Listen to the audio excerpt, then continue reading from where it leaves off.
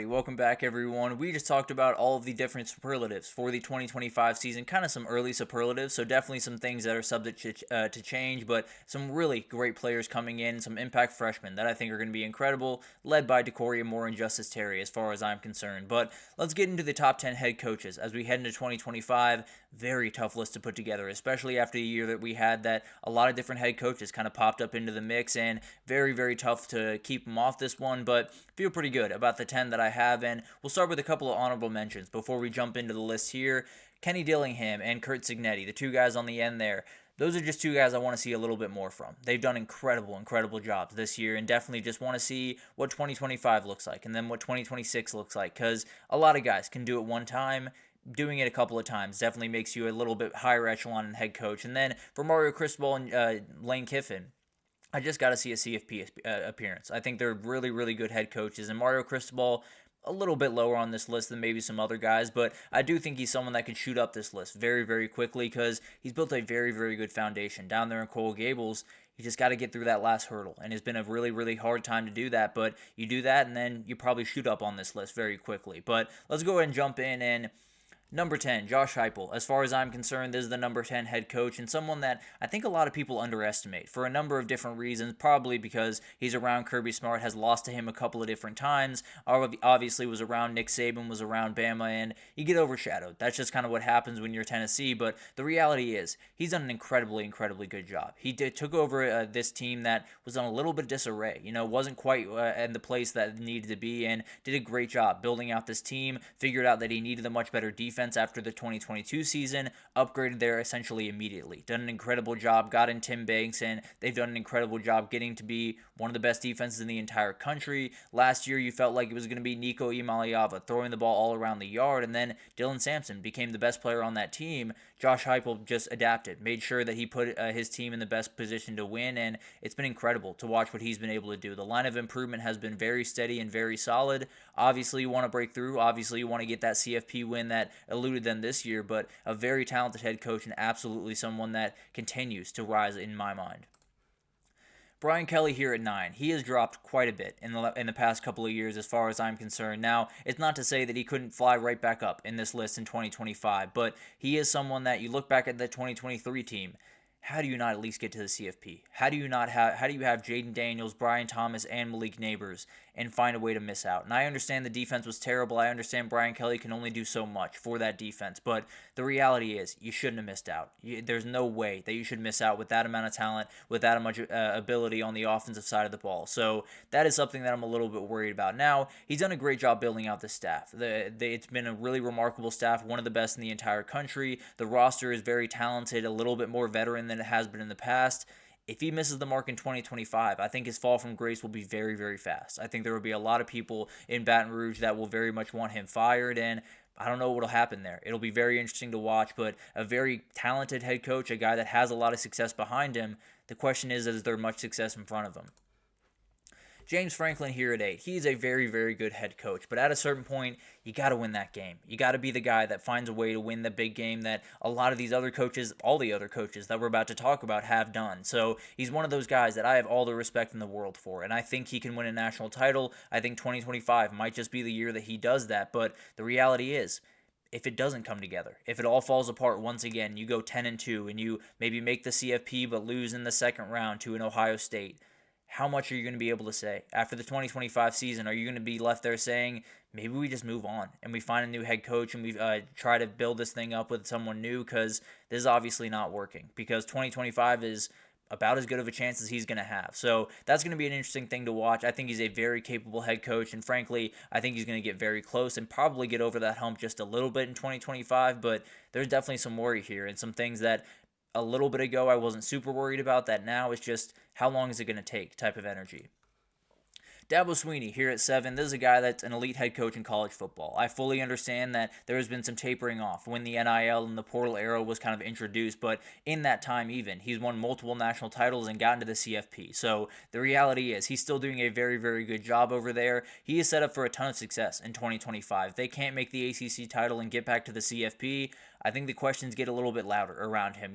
They started the year being very loud. After that Georgia loss, really tapered off after that incredible run they had to finish the season. But it's still around. You still lost to South Carolina, you still lost to Texas, you still lost to Georgia, and you still lost to Louisville, and you come back in the next year, you lose that first big game, then people are going to have questions. There's no doubt about that, and you lose to LSU to open the year.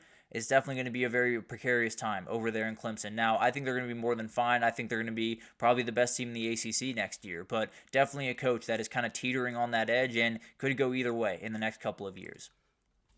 Kalen DeBoer here at 6. I fully understand that this was not the year that a lot of people wanted and a lot of people expected from Kalen DeBoer, but he was coaching in the national title about 400 days ago. So he's not far removed from being at the very top of the mountaintop, and a guy that is a very talented head coach and I think will be very successful at Alabama. Now, I do have him a little bit lower than I would have coming into the year and probably than I would have guessed coming out of the year, because there are some issues. There are definitely some things that I'm a little bit worried about when it comes to just how he can handle this job. All of the outside noise, all of the craziness, all of the stuff that comes with Bama that doesn't come with Washington, he's still going to have to adapt to that. Now, 2025 is going to be a huge year, and they seem to be set up for at least a little bit more success than they were this year, but it's going to be one of those things that he doesn't deliver in 2025. It might be coaching for your job in 2026, if I'm being totally honest. Very good head coach, but definitely a guy that is in a position where you can't just be very good, you got to be downright elite. Marcus Freeman here at 5, a fantastic head coach, and a guy that I probably would have had much lower if he lost to Penn State in the semifinal. I would have had lower if he lost to Georgia for sure, but he found a way to win those 2 games, and it was a large part because of his head coaching ability and because his ability to keep his team all the way engaged. It's very, very hard to make sure that your team stays engaged, especially when you have a team that's a very ground and pound, know that they're not going to necessarily be the biggest comeback team in the world. You had to come back in a couple of those different games down the stretch, and he was able to get his team there. Now, the questionable part that will add a little bit of a cloud over this is just kind of what happens or how long will it take to win a national title. They got very, very close this year. There were also a lot of things working for them this year. So how many of those things will be working for them next year? How quickly will it be to get back to a quarterback that can lead you like Riley Leonard did? And how quickly can you get an Xavier Watts and a Riley Leonard back, or Riley Mills back on this team, because they're not easy to come by. Now, I think he's going to be more than fine. I do think he's going to win a national title at Notre Dame, but it's definitely one of those things that there's a reality in every head coaching world that maybe you just passed up your best opportunity. I don't think he did, but that's always a reality you have to think about. Dan Lanning here at 4. The Oregon program under Dan Lanning has gotten better and better every single year. The one blemish this year was the loss to Ohio State, and that's terrible. The only blemish in 2023 were the 2 losses to Washington, and then a year before that, it was a little bit worse. So he's done an incredible job. I think he will win a national title at Oregon. I think he's done too good of a job recruiting. I think he's built out one of the best staffs and rosters in the entire country, won the Big Ten in his very first year, and I think he's only getting started up there in Eugene. We know the NIL buy-in is absolutely insane. We know they have all the ability in the world to scale into a national title winner, and I think they're going to do it at some point here pretty soon. I do think Dan Lanning breaks through. Maybe he's the next head coach to win a national title at his school, because he's done an incredible job, and as long as Dante Moore is the guy that they expect him to be, they should be firmly back in that position in 2025. Steve Sarkisian, number 3 here, the guy that has been knocking on the doorstep for 2 years in a row now, 2 plays away from 2 national title appearances and maybe a national title between one of those. You never know what would have happened against Michigan or Notre Dame if Texas were the team to face off, but it's definitely a guy that is very, very close. But in the past 2 years, just in the past 2 years, he has won a Big 12 title, gotten the SEC title in his very first year, 2 CFP appearances, a win at Bama, at Michigan, 25-5 overall record, beat Oklahoma this past year. He's done an incredible job. He's obviously been the head coach that Texas fans hoped he would be. Texas is, you can say, back if you want to. I don't necessarily go that far, but the reality is they are a team that is at least back in the conversation, at least back at the top of the sport, and definitely a team that you're going into 2025 saying maybe they're the outright favorite to win the national title. I don't think they are on the betting market right now, but you look at what Steve Sarkisian has built, it's been about as impressive as anyone around the country in the last couple of years, because when he took over that job, they had 7 scholarship offensive linemen. Now they're one of the most physical offensive lines in the entire country. Ryan Day here at number 2 is the new name in the number 2 spot, although I probably would have had him here already if I'm being honest, but the reality is he did break through this year and made a lot of people delete some tweets they had about him, but he's done an incredible job with on and off the field stuff.